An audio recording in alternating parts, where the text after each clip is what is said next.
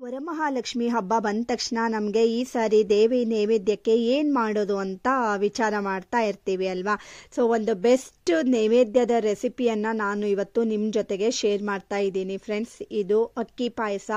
Actually ನಮ್ಮ ಕಡೆಗೆಲ್ಲ ಅಕ್ಕಿ ಪಾಯಸನ ಮಾಡೇ ಮಾಡ್ತಾರೆ, ಅಥವಾ ಗೋಧಿ ಕಡಿ ಪಾಯಸ, ಅಕ್ಕಿ ಪಾಯಸ ಎಲ್ಲ ದೇವಿಗೆ ತುಂಬ ಶ್ರೇಷ್ಠ. ಹಾಗಾದರೆ ಇಷ್ಟು ಟೇಸ್ಟಿಯಾಗಿರುವಂತಹ ಅಕ್ಕಿ ಪಾಯಸನ ತುಂಬ ಚೆನ್ನಾಗಿ ಕೆಲವಷ್ಟು ಟಿಪ್ಸ್ಗಳ ಜೊತೆಗೆ ಹೇಗೆ ಮಾಡೋದು ಅಂತ ಇವತ್ತಿನ ವಿಡಿಯೋದಲ್ಲಿ ನೋಡ್ಕೊಳ್ತಾ ಹೋಗೋಣ. ಸ್ಟಾರ್ಟ್ ಮಾಡೋಣ. ಹಲೋ ಎವ್ರಿವನ್, ನಾನು ಸುಷ್ಮಾ. ವೆಜ್ ವಂಡರ್ಸ್ ಚಾನಲ್ಗೆ ಸ್ವಾಗತ, ಸುಸ್ವಾಗತ. ಫಸ್ಟ್ ನೋಡಿ, ಒಂದು ಪಾತ್ರೆಗೆ ನಾನು 3/4 ಕಪ್ ಆಗುವಷ್ಟು ಅಕ್ಕಿನ ತಗೊಂಡಿದ್ದೀನಿ. ಯಾವ ಅಕ್ಕಿ ಅಂತೀರಾ? ಸಣ್ಣ ಅಕ್ಕಿ ಬರುತ್ತೆ ನೋಡಿ ಫ್ರೆಂಡ್ಸ್. ನಾವು ಕೇಸರಿ ಬಾತ್ ಎಲ್ಲ ಮಾಡ್ತೀವಿ, ನಮ್ಮ ಕಡೆಗೆ ಕೇಸರಿ ಬಾತ್ ಅಂತೂ ತುಂಬ ಫೇಮಸ್ಸು. ಅದಕ್ಕೆ ನಾವು ಜೀರಿಗೆ ಸಾಂಬಾರ್ದಕ್ಕಿ ಅಥವಾ ಸಣ್ಣಕ್ಕಿ, ಪರಿಮಳ ಸಣ್ಣಕ್ಕಿ ಅಂತೆಲ್ಲ ಬರುತ್ತೆ. ಆ ಅಕ್ಕಿ ತುಂಬ ಚೆನ್ನಾಗಾಗತ್ತೆ. ಅದಕ್ಕೆ ಈಗ ನೋಡಿ, ನೀರು ಹಾಕ್ಬಿಟ್ಟು ಚೆನ್ನಾಗಿ 2 ರಿಂದ 3 ಸಾರಿ ಇದನ್ನು ತೊಳ್ಕೊಳ್ಬೇಕು. ಆಮೇಲೆ ಈ ನೀರನ್ನೆಲ್ಲ ಇಳಿಸ್ಕೊಂಡು ಪುನಃ ಅದಕ್ಕೆ ನೀರನ್ನು ಹಾಕ್ಕೊಳ್ತಾ ಇದ್ದೀನಿ. 3 ಕಪ್ ಆಗುವಷ್ಟು ನೀರನ್ನು ಹಾಕೊಳ್ಳಿ. 3/4 ಕಪ್ ಅಕ್ಕಿನ ತಗೊಂಡಿದ್ದೀನಿ ಅಲ್ವಾ, 3 ಕಪ್ ಆಗುವಷ್ಟು ನೀರನ್ನು ಹಾಕೊಂಡು ಚೆನ್ನಾಗಿ ರೀತಿ ಎಲ್ಲ ಮಿಕ್ಸ್ ಮಾಡಿಕೊಂಡು ಈಗ ನಾನು ನೆಕ್ಸ್ಟು ಸ್ಟವ್ ಆನ್ ಮಾಡಿಕೊಂಡು ಒಲೆ ಮೇಲೆ ಇಟ್ಕೊಂಡಿದ್ದೀನಿ. ಓಕೆನಾ? ಆಮೇಲೆ ಇದನ್ನು ಚೆನ್ನಾಗಿ ಬಾಯ್ಲ್ ಆಗೋದಕ್ಕೆ ಅಂತ ಇಟ್ಕೊಳ್ಳೋಣ. ಅಷ್ಟೊತ್ತಿಗೆ ನಾವು ಈ ಕಡೆಗೆ ಉಳಿದಿರೋ ಪ್ರಿಪ್ರೇಷನ್ ಎಲ್ಲ ಮಾಡ್ಕೊಳ್ಳೋಣ. ಒಂದು 5-6 ಏಲಕ್ಕಿನ ತೊಗೊಂಡಿದ್ದೀನಿ. ಅದನ್ನು ಈಗ ಈ ರೀತಿ ಕುಟ್ಟಿ ನೈಸಾಗಿ ಪೌಡರ್ ಥರ ಮಾಡ್ಕೊಳ್ಳೋಣ. ನಾನು ಸಿಪ್ಪೆ ಸಮೇತವಾಗೇ ಹಾಕ್ಕೊಂಡಿದ್ದೀನಿ, ತುಂಬ ಚೆನ್ನಾಗಿ ಪರಿಮಳವಾಗಿ ಬರುತ್ತೆ. ಸೊ ಅದಕ್ಕೋಸ್ಕರ ಸಿಪ್ಪೆ ಸಮೇತವಾಗಿ ಈ ರೀತಿ ಪೌಡರನ್ನು ರೆಡಿ ಮಾಡ್ಕೊಂಡಿದ್ದೀನಿ. ಮತ್ತು ಈ ಕಡೆಗೂ ಅಷ್ಟೇ ಅಕ್ಕಿ ನೋಡಿ ಚೆನ್ನಾಗಿ ಬಾಯ್ಲ್ ಆಗ್ತಾ ಇದೆ. ಸುಮಾರು ಇದು ಬೇಯೋದಕ್ಕೆ ಒಂದು 15 ಮಿನಿಟ್ಸ್ ಅಂತೂ ಬೇಕಾಗುತ್ತೆ ಫ್ರೆಂಡ್ಸ್. ಅಂದರೆ ಸಾಫ್ಟಾಗಿ ಅಕ್ಕಿ ಬೇಯಬೇಕಲ್ವಾ, ಅಷ್ಟೋ ತನಕ ನಾವು ಇನ್ನೊಂದು ಕೆಲಸನ ಮಾಡ್ಕೊಳ್ಳೋಣ. ಆ ಕಡೆಗೆ ನಾನು ಬಾಯ್ಲ್ ಆಗೋದಕ್ಕೆ ಅಂತ ಇಟ್ಕೊಂಡಿದ್ದೀನಿ. ಈ ಕಡೆಗೆ ಸ್ಟವ್ ಆನ್ ಮಾಡಿಬಿಟ್ಟು ಪಾತ್ರೆ ಇಟ್ಟು 1 ಚಮಚ ತುಪ್ಪ ಹಾಕ್ಕೊಂಡು 1/4 ಕಪ್ ಆಗುವಷ್ಟು ಗೋಡಂಬಿನ ಹಾಕ್ಕೊಂಡಿದ್ದೀನಿ. ಮತ್ತು ಇನ್ನೊಂದು 1/4 ಕಪ್ ಆಗುವಷ್ಟು ಇದಕ್ಕೆ ದ್ರಾಕ್ಷಿನ ಹಾಕ್ಕೊಳ್ತಾ ಇದ್ದೀನಿ. ನಿಮಗೆ ಯಾವುದೇ ಡ್ರೈ ಫ್ರೂಟ್ಸ್ ಬೇಕಂದ್ರೂ ಈ ರೀತಿ ಒಂದು ಸ್ವಲ್ಪ ತುಪ್ಪದಲ್ಲಿ ಹುರಿದು ಹಾಕ್ಕೊಳ್ಳೋದ್ರಿಂದ ತುಂಬ ಚೆನ್ನಾಗಿ ಬರುತ್ತೆ ಅಲ್ವಾ ಸ್ವೀಟು. ಸೊ ನಿಮಗೆ ಯಾವ ಡ್ರೈ ಫ್ರೂಟ್ಸ್ ಬೇಕಿದ್ರೂ ಹಾಕ್ಕೊಳ್ಳಿ. ಈ ರೀತಿ ನೋಡಿ, ಇದನ್ನು ಚೆನ್ನಾಗಿ ಹುರಿದು ರೆಡಿ ಮಾಡಿ ಇಟ್ಕೊಂಡಿದ್ದೀನಿ. ಮತ್ತು ಈ ಕಡೆಗೆ ಅನ್ನ ಕೂಡ ಚೆನ್ನಾಗಿ ಬಾಯ್ಲ್ ಆಗ್ತಾ ನೋಡಿ ಸಾಫ್ಟ್ ಆಗ್ತಾ ಬರ್ತಾ ಇದೆ. ಎಲ್ಲ ಕ್ವಾಂಟಿಟಿ ನೋಡಿ, ನೀರೆಲ್ಲ ಹೀರ್ಕೊಂಡಿದೆ ಅದು ಅಲ್ವಾ. ಈಗ ನಾನು ಇದಕ್ಕೆ 1.5 ಕಪ್ ಆಗುವಷ್ಟು ಹಾಲನ್ನು ಹಾಕ್ಕೊಳ್ತಾ ಇದ್ದೀನಿ.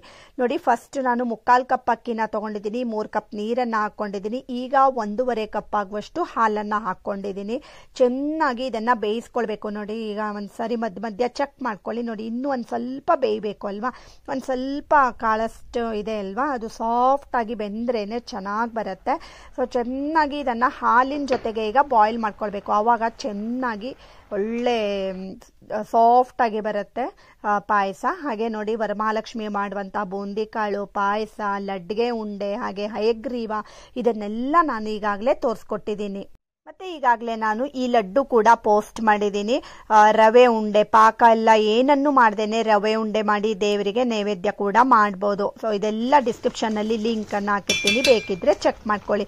ಚೆನ್ನಾಗಿ ಇದು ಹಾಲಿನ ಜೊತೆಗೆ ಬಾಯ್ಲ್ ಆದಮೇಲೆ ಇದಕ್ಕೆ ಒಂದು ಸ್ವಲ್ಪ ನೋಡಿ, ಆಗಲೇ ಕುಟ್ಟಿ ಪುಡಿ ಮಾಡ್ಕೊಂಡಿರೋಂತಹ ಏಲಕ್ಕಿ ಪೌಡರನ್ನು ಹಾಕ್ಕೊಳ್ತಾ ಇದ್ದೀನಿ. ಚೆನ್ನಾಗಿ ಮಿಕ್ಸ್ ಮಾಡ್ಕೊಳ್ಳಿ. ನಿಮಗೆ ಬೇಕಿದ್ರೆ ಕೇಸರಿ ಕೂಡ ಹಾಲಲ್ಲಿ ಮಿಕ್ಸ್ ಮಾಡಿಬಿಟ್ಟು ಅದನ್ನು ಹಾಕ್ಕೊಳ್ಬೋದು. ಯಾವಾಗಲೂ ಅದೇ ಆಗುತ್ತೆ ಅಂತಂದ್ಬಿಟ್ಟು ನಾನು ಸ್ವಲ್ಪ ಚೇಂಜ್ ಇರಲಿ ಅಂತಂದ್ಬಿಟ್ಟು ಈ ಸಾರಿ ನಾನು ಏಲಕ್ಕಿ ಪುಡಿನ ಹಾಕ್ಕೊಂಡಿದ್ದೀನಿ. ಚೆನ್ನಾಗಿ ಒಂದು ಸ್ವಲ್ಪ ಸೌಟಲ್ಲಿ ಅದನ್ನು ಅಲ್ಲೇ ಅರಿಬೇಕು. ಆವಾಗ ಏನಾಗುತ್ತೆ, ಪಾಯಸ ಸ್ವಲ್ಪ ದಪ್ಪವಾಗಿ ಬರುತ್ತೆ. ಮತ್ತು ಈಗ ಇನ್ನೊಂದು 1/2 ಕಪ್ ಆಗುವಷ್ಟು ನಾನು ಹಾಲನ್ನು ಹಾಕ್ಕೊಂಡಿದ್ದೀನಿ. ಚೆನ್ನಾಗಿ ಮಿಕ್ಸ್ ಮಾಡಿಕೊಂಡು ಹಾಲಲ್ಲೇ ಅದು ಕುದಿಬೇಕು. ಅಕ್ಕಿ ತುಂಬ ಚೆನ್ನಾಗಿ ಬರುತ್ತೆ. ಹಾಗೆ ಈಗ ನೋಡಿ, ಇದಕ್ಕೆ ನಾನು 1 ಕಪ್ ಆಗುವಷ್ಟು ಬೆಲ್ಲನ ಹಾಕ್ಕೊಳ್ತಾ ಇದ್ದೀನಿ. ಆ್ಯಕ್ಚುಲಿ ನಮ್ಮನೇಲಿ ಮೀಡಿಯಮ್ ಆಗಿ ಸಿಹಿ ತಿಂತಾರೆ, ಅದಕ್ಕೋಸ್ಕರ ನಾನು 1 ಕಪ್ ಆಗುವಷ್ಟು ಹಾಕ್ಕೊಂಡಿದ್ದೀನಿ. ನಿಮಗೆ ಒಂದು ಸ್ವಲ್ಪ ಸಿಹಿ ಜಾಸ್ತಿನೇ ಬೇಕು ಅಂತಾದರೆ 1/4 ಕಪ್ ಆಗುವಷ್ಟು ಬೆಲ್ಲನ ಹಾಕ್ಕೊಳ್ಳಿ. ಇಲ್ಲ ಅಂದರೆ ಅರ್ಧ ಬೆಲ್ಲ ಅರ್ಧ ಸಕ್ಕರೆ ಆ ಥರ ಕೂಡ ನೀವು ಹಾಕ್ಕೊಳ್ಬೋದು. ನಿಮ್ಗೆ ಹೇಗೆ ಇಷ್ಟ ಆಗುತ್ತೆ ಆ ರೀತಿ ಹಾಕ್ಕೊಳ್ಳಿ.